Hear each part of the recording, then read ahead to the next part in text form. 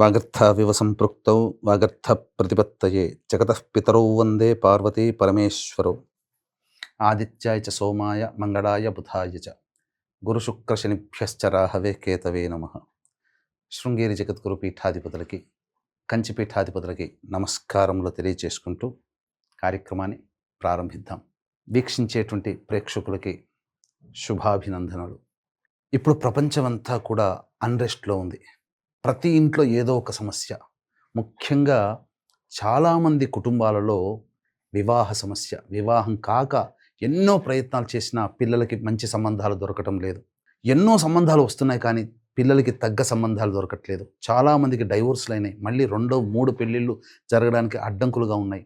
అంతేకాకుండా మంచి సంబంధాలు ఎన్ని తెచ్చినా పిల్లలు ఇప్పుడు కాదని దాటవేస్తున్నారు. అటువంటి వారి కోసం ఒక అద్భుతమైనటువంటి పరిహారము. పైగా ఈ కార్యక్రమాన్ని ఆశాంతం వీక్షించే ప్రయత్నం చేయండి. ఎందుకంటే ఒక అద్భుతమైనటువంటి రోజు గురించి మీకు తెలియచేయబోతున్నాను. కేవలం పరమేశ్వరానుగ్రహము చేత, పరమేశ్వర సంకల్ప ప్రభావము చేత ఒక గొప్ప మహిమాన్వితమైనటువంటి రోజు గురించి ఈ మధ్యకాలంలో నేను తెలుసుకున్నాను. అనగా సంక్రాంతి సెలవుల్లో. ఆ రోజు ఈ సంవత్సరం ఎప్పుడు వస్తుందా అని చూస్తే జూలై మాసంలో కనబడింది. ఇటువంటి రోజు ఇంకా భవిష్యత్తులో ఎప్పుడు వస్తుందని చూస్తే 2053లో వస్తుంది, 2070లో వస్తుంది. 1885వ సంవత్సరం నుంచి 2110 సంవత్సరం వరకు చూస్తే కేవలం 9 సార్లు మాత్రమే వచ్చింది. కాబట్టి అత్యంత అరుదుగా ఇప్పుడు వచ్చే 13 జూలై తారీఖు రోజున వచ్చే మహామహిమాన్వితమైన రోజు యొక్క విశిష్టత తెలిస్తే ఎవ్వరు కూడా ఆ రోజును వదిలిపెట్టరు. 100 మహాశివరాత్రులు కలిస్తే ఎంత పుణ్య ఫలితము వస్తుందో కేవలం ఆ ఒక్క రోజుకి మాత్రమే వస్తుంది. కాబట్టి ఈ విషయం తెలుసుకొని నేను పాటిస్తే నా కుటుంబం నేను బాగుంటాం. కానీ గురుస్థానంలో కూర్చున్నాను. అందరికీ ఈ యొక్క విషయం తెలియాలి. అందరూ బాగుండాలి. మీరు బాగుంటే, సంతోషంగా ఉంటే పరమేశ్వరుడు మీ సంకల్పం నెరవేరడానికి నన్ను సమిధిగా వాడుకున్నాడని చాలా సంతోషిస్తాను. ఎందుకు చెప్తున్నానంటే ఎంతో ఉద్వేగముతో, ఎంతో సంతోషముతో, ఆనందముతో ఈ విషయాన్ని మీతో పంచుకోవడానికి సిద్ధపడ్డాను. కాబట్టి ఈ కార్యక్రమం ఆశాంతం వీక్షించండి. ఆ రోజు శివానుగ్రహం కోసం ఏం చెయ్యాలి? ఎందుకంటే శివాజ్ఞ లేనిదే చీమైన కుట్టదు. ఆ పరమేశ్వర సంకల్పం ఉంది కాబట్టే నాకు తెలిసింది. ఈ తెలిసిన విషయం 10 మందికి తెలియచేయాలనే సంకల్పం కాబోలు పరమేశ్వరుడు నా ద్వారా చెప్పిస్తున్నాడు. కాబట్టి ఈ కార్యక్రమం వినడం, ఈ కార్యక్రమంలో చెప్పిన విషయాన్ని ఆశాంతం ఆకలింపు చేసుకుని ఆ పరిహారం చేయడం వరకు మీ వంతు. కానీ అత్యంత శీఘ్ర ఫలితము ఆ పరమేశ్వరుడు దగ్గరుండి కార్తీక మాసంలో మీ సంకల్పం నెరవేరుస్తాడు అని చెప్పడంలో ఏమాత్రం సందేహం లేదు. ఇక వివరాల్లోకి వెళ్ళిపోదామా? వివాహ సమస్య. ప్రతి ఇంటిలో కూడా ఈ యొక్క సమస్య ఎక్కువై కూర్చుందండి. కాబట్టి ఈ వివాహ సమస్యకి సంబంధించి శివానుగ్రహం కోసం ఏం చెయ్యాలి? 13 జూలై రోజున వస్తుంది. శివుడికి జన్మ నక్షత్రమైన ఆరుద్ర నక్షత్రం. శివుడికి అత్యంత ప్రీతికరమైన వారము సోమవారము. శివుడికి సంబంధించినటువంటి తిథి కృష్ణపక్షము చతుర్దశి తిథి, మాస శివరాత్రి. ఈ 3 అత్యంత అరుదుగా కలిసి వచ్చాయి. కాబట్టి ఇక ఆ రోజున మీరేం చెయ్యాలి అనేటువంటి విషయం గురించి తెలియచేస్తాను. ఎందుకంటే ఏ సమస్యకైనా 2 రకాల పరిష్కారాలు. ఒకటి మానవ పరిష్కారం, మీకు మీరుగా చేసుకోగలిగేటువంటిది. దైవ పరిష్కారం అంటే దైవం మంత్రాధీనం, తన్మంత్రం బ్రాహ్మణాధీనం. కాబట్టి బ్రాహ్మణుల ద్వారా ఈ కార్యక్రమం ఏ విధంగా నిర్వహించుకోవాలి? అందుకనే గత 2 దశాబ్దాలుగా మీరు చూస్తున్నారు. అత్యంత నియమనిష్టలతో, నిజాయితీతో ఎన్నో కార్యక్రమాలు మీ బాగు కోసం చేయించడం జరిగింది. ఆదరించారు కూడా.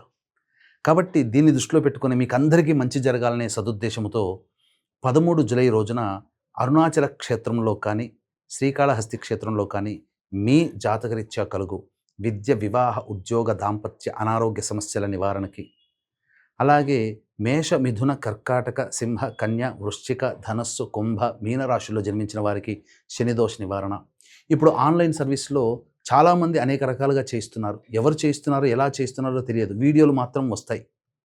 కానీ ఒక వ్యక్తిగా నిబద్ధతతో 2 దశాబ్దాల కాలంగా నేను చేయిస్తున్నాను.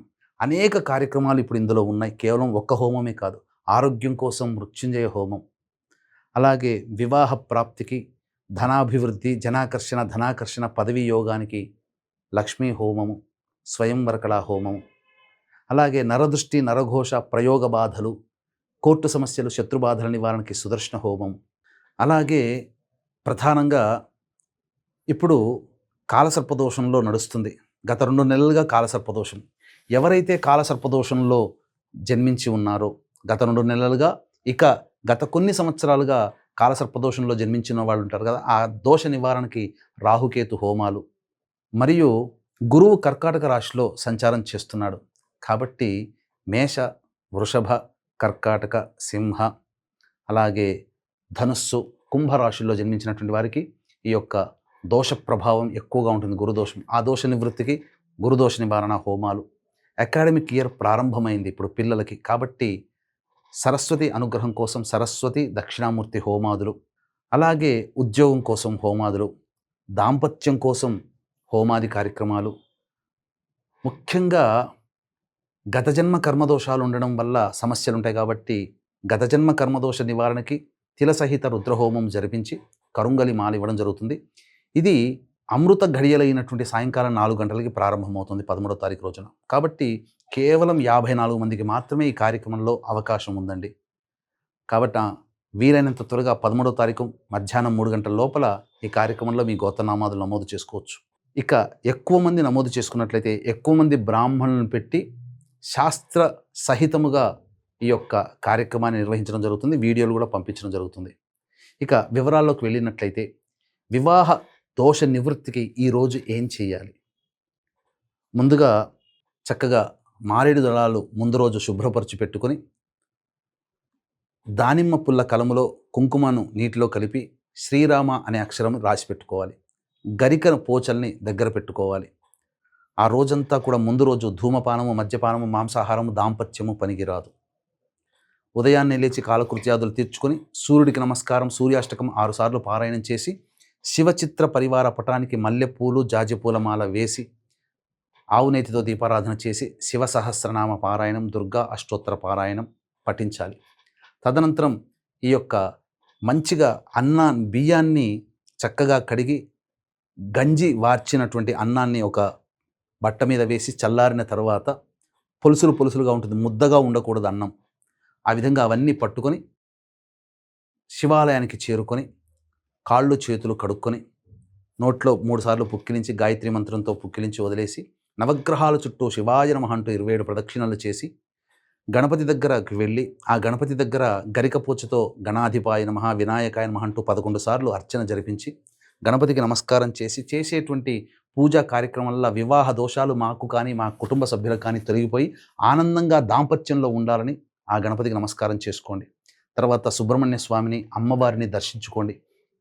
నంది దగ్గరికి వచ్చి నంది చెవిలో మీ యొక్క సంకల్పం, నా సంకల్పము నా ప్రతినిధిగా నీవు నీ తండ్రికి చేరవేయవయ్యా అని చెప్పి ఆ నందికి చెప్పి ఆనందముగా ఆ పరమేశ్వరునికి దర్శించి నమస్కారం చేసుకొని, అవకాశం ఉంటే అంతరాలయంలో లేకపోతే బాహ్యాలయంలో శివలింగం ఉంటుంది, ఆ శివలింగానికి పంచామృతాలతో అభిషేకం జరిపించడం.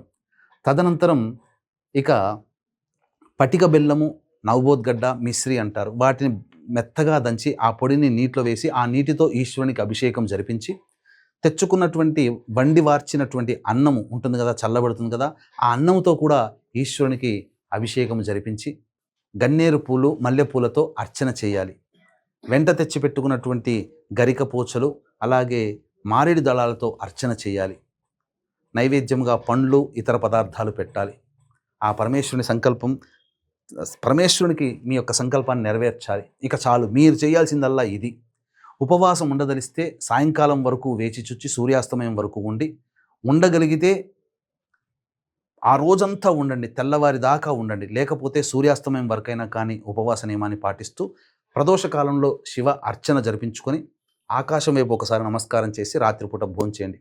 ఉండగలిగినటువంటి వాళ్ళు, శక్తి ఉన్నటువంటి వాళ్ళు, ఎందుకంటే 100 మహాశివరాత్రులతో సమానమైన రోజుది. కాబట్టి ఇటువంటి రోజుని మిస్ చేసుకోకండి. కాబట్టి ఆ రోజంతా భక్తి శ్రద్ధలతో, నామస్మరణతో, శివ మహిమ్న స్తోత్రంతో పారాయణం చేసి, ఉదయాన్నే చక్కగా కాలకృత్యాదులు తీర్చుకొని స్నానం ఆచరించి, సూర్యుడికి నమస్కారం, సూర్యాష్టకం 6 సార్లు, అలాగే ఏ విధంగానైతే చిత్ర పరివార పటానికి పూలమాల వేసి నమస్కారం చేసుకొని, శివ సహస్రనామ పారాయణం చేసుకొని, స్వామికి పండో, ఫలమో ఏదైనా కానీ నైవేద్యంగా పెట్టండి. అనాథలకి, వృద్ధులకి, వికలాంగులకి అన్నదాన కార్యక్రమాలు, తినే పదార్థాలు పంచిపెట్టి, తదనంతరం ఇంట్లో వచ్చి భోజనం చేయండి. ఇది మీరు చేయాల్సిన డ్యూటీ. ఇక ఆ పరమేశ్వరుడికే వదిలిపెట్టండి. మీ యొక్క సంకల్పం అచిరకాలంలో అనగా కార్తీక మాసం లోపల మీ సంకల్పం నెరవేరుతుంది. ఇంట్లో పెళ్లి బాజాలు మోగుతాయి. మీరందరూ సంతోషంగా ఉంటే నాకు ఎంతో సంతోషం. మీ సంకల్పం నెరవేరితే సంతోషించే వాళ్ళలో నేను ఒకడిని. ఎందుకంటే వివాహం కాక ఇబ్బంది పడుతున్న అబ్బాయిలు, అమ్మాయిల మనోవ్యధ, అంతకు మించిన తల్లిదండ్రుల ఆత్మ వ్యధ, బాధ తెలిసిన వాడిని. కాబట్టి ఖచ్చితంగా ఈ నియమాన్ని పాటించండి. తప్పకుండా మీ ఇంట్లో పెళ్లి బాజాలు మోగుతాయి అచిరకాలంలోనే. అవకాశం ఉంటే మన పీఠమాధ్వర్యంలో అరుణాచలంలో కానీ, లేదా కాళహస్తి క్షేత్రంలో కానీ ఆ 13వ తారీఖు జూలై రోజున సాయంకాలం 4 గంటలకి ప్రారంభమయ్యే కార్యక్రమంలో మీ వంతుగా గోత్రనామాదులు నమోదు చేసుకోండి. తప్పకుండా ఆచరించి మీరందరూ సంతోషంగా ఉండాలని మనస్ఫూర్తిగా కోరుకుంటూ